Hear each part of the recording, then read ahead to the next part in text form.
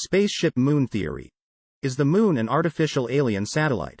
Over the years, it has been scientifically observed that the Earth's moon holds some strange characteristics.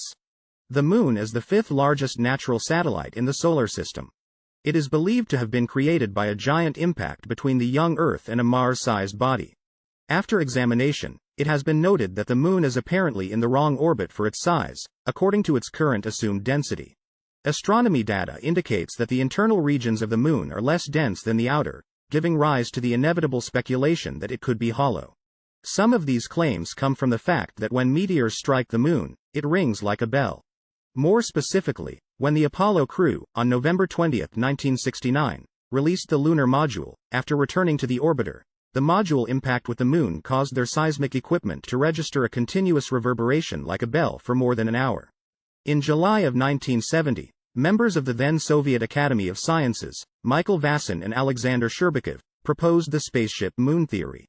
The pseudo-scientific theory claims that the Earth's moon may actually be an alien spacecraft.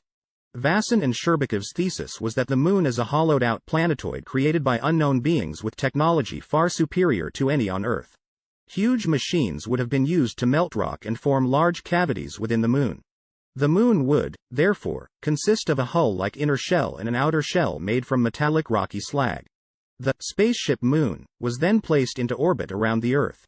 Proponents of this theory point to the increased reports and pictures of UFOs taken by NASA on their missions to the moon.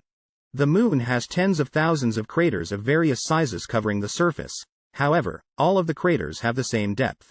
This suggests to scientists that there may be some sort of metallic barrier underneath the surface protecting it from damage.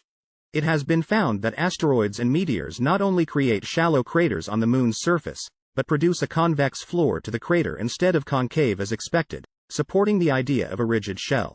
The moon is far older than previously expected, maybe even older than the Earth or the Sun. The oldest age for the Earth is estimated to be 4.6 billion years old, while moon rocks were dated at 5.3 billion years. The chemical composition of the dust upon which the rocks sit is remarkably different from the rocks themselves. This indicates that the lunar surface may have been moved from somewhere else and placed on the moon.